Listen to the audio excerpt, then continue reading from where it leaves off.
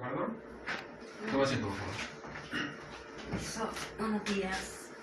Su nombre es Mónica Bojardo, ¿cierto? Sí, Tiene 48 años de edad. sí. ¿Cuál es el motivo de la consulta? No, es que me caí en el supermercado y me apoyé con este brazo, con la mano. Ya, perfecto. ¿En qué posición apoyó las manos en el momento de caerse? ¿Cómo se cayó? Me caí con todo mi peso así, con la mano hacia atrás. Ya, perfecto. Bueno, la paciente tuvo una caída en el supermercado y se golpeó la mano. En este tipo de radiografía vamos a situar al paciente en el extremo de la mesa, apoyando el antebrazo en la mesa. Vamos a utilizar un chasis de 18 por 24 centímetros longitudinal, colocándole bajo la muñeca. Se usa una esponja para elevar los dedos para que no haya una superposición de los huesos del carpo. Y procedemos a... Ya. Para este tipo de radiografía no se utiliza Buki, no es necesario utilizarla. El rayo central tiene que ir perpendicular a los huesos del carpo. La técnica que se utiliza para este tipo de radiografía es de 50 kilovoltaje por 5 microamperaje por segundo. Y para poder tener un posible diagnóstico más completo para su muñeca, vamos a proceder a realizar una radiografía de muñeca lateral. El paciente se tiene que volver a sentar, se posiciona el paciente en el extremo de la mesa, se debe apoyar el antebrazo en la mesa junto con la muñeca, se debe de posicionar de lado de manera que el cúbito quede apoyado en el receptor de imagen. El codo tiene que ir flectado en 90 grados para rotar el cúbito en una posición lateral y se centra el receptor de imagen sobre el carpo y se ajusta el antebrazo y la mano de forma que la muñeca se sitúe en una posición lateral verdadera. El rayo central debe quedar perpendicular a la articulación de la muñeca. El centraje por el frente debe ir en el eje longitudinal de la mano y por lateral tiene que estar en el punto medio de las áreas metacarpianas. Se utiliza un foco fino y la técnica que se utiliza para este tipo de radiografía es de 55 kilovoltaje con 4,5 miliamperaje por segundo. Bueno, aquí tenemos las imágenes tomadas y los criterios de evaluación para estas imágenes van a ser que para la muñeca P tiene que ser que el radio y el cúbito distales tienen que estar superpuestos. Los metacarpianos también tienen que estar superpuestos entre sí. La densidad de la radiográfica tiene que ser similar a la radiografía PA y O oblicua.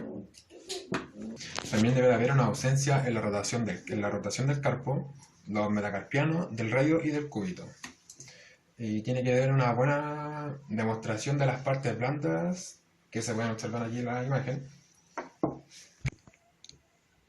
Y trabeculación ósea. Y tiene que evitar siempre una superponer u ocultar los metacarpianos como resultado de una flexión excesiva. La anatomía que se puede observar en esta radiografía, podemos observar el hueso grande, se puede observar también aquí al lado el hueso ganchoso, también hacia más lateral se observa el trapecio y abajo del trapecio se puede observar el escafoides. Hacia más ventral se puede observar el hueso semilunar, también puede observar el pisiformes y el piramidal. También se puede observar la apófisis estiloide radial y la apófisis estiloide cubital y una parte distal del cúbito y del radio. Y también se puede observar los huesos del metacarpo del 1 al 5. Los hallazgos que se pueden observar en esta radiografía es claramente una fractura del extremo distal del radio impactada con un desplazamiento de un 100% hacia posterior con fragmento óseo distal asociado con una fractura de desplazamiento radial y una angulación del vértice anterior de la diáfisis distal del cúbito. Después de un día se vuelve a llamar a la paciente Mónica Bojardo para poder realizar una radiografía de antebrazo anteroposterior y antebrazo lateral. Bueno, para eso vamos a utilizar un chasis de 24×30. No se va a utilizar buggy para esta radiografía tampoco. Se posiciona el paciente en el extremo de la mesa y debe de apoyar el antebrazo en el chasis, tratando de apoyar lo que más se pueda para que no... Aparte del estudio, la mano debe estar en supino, extendiendo el codo y centrar a la mitad del receptor de imagen sobre el antebrazo. También hay que asegurarse de que la articulación en estudio se observe en la radiografía. También se debe ajustar el receptor de imagen de forma en que el eje longitudinal quede paralelo al antebrazo. También se hace al paciente inclinarse hacia lateral hasta que el antebrazo quede en una posición supina verdadera. La distancia del foco receptor tiene que ser de 100 centímetros y el rayo central tiene que ir perpendicular. El eje por el frente debe ir en el eje longitudinal del brazo y hacia lateral debe de observarse el punto medio del antebrazo. Y se utiliza un foco fino y debe utilizarse una técnica de 50 kV con unos miliamperaje de 8. También vamos a tomar una radiografía de antebrazo lateral con un chasis de 24×30 también. El paciente viene ahí sentado al extremo de la mesa, apoyando el antebrazo en el chasis en una posición de 90 grados, apoyando la superficie cubital. El pulgar debe ir hacia arriba, el lateral estricto. Ambas articulaciones deben ir dentro del chasis. La cabeza del radio debe estar superpuesta sobre la apófisis coronoides. El radio y el cúbito deben estar superpuestos también en los extremos distales. La tuberosidad radial debe estar orientada hacia adelante. Se utiliza un foco fino con una técnica de 50 kV y 8 mA por segundo. Y no se utiliza buggy en este tipo de radiografía. Bueno, aquí obtenemos las imágenes de una radiografía de antebrazo frontal y una radiografía de antebrazo lateral. Los criterios de evaluación de una radiografía frontal: se debe observar la muñeca y el húmero distal. Debe haber una ligera superposición de la cabeza y del cuello y la tuberosidad radial sobre el cúbito proximal. No debe de haber una elongación ni un acercamiento de los epicóndilos y de la epitrópica.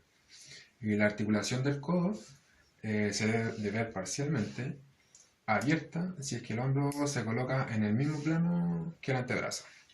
El espacio radial y el cubital tiene que estar abierto y la densidad de la radiografía tienen que ser similares en el antebrazo proximal y distal. Los hallazgos que se ven en esta radiografía es la fractura de los extremos distales del radio y del cúbito, que están fijadas con unas placas y unos tornillos OTS. Tiene que estar bien alineada la articulación congruente. Articulación radiocubital congruente.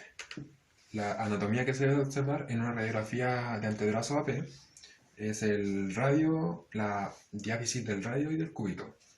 Se debe observar también también debe de observarse la apófisis estiloide cubital y la apófisis estiloide radial. También se debe observar la cabeza radial, el cuello radial y la tuberosidad radial, que se observa en esta parte de acá. Y en la radiografía de antebrazo lateral se debe de observar el olecranon, el epicóndilo humeral, la apófisis estiloide, la apófisis coronoides, que se mide en esta parte de acá, la cabeza radial y la tuberosidad radial, que es esa parte que está ahí. También se debe observar la diáfisis cubital y la diáfisis radial. Y también se debe observar la apófisis estiloides cubital, que se ubica en esta zona de acá.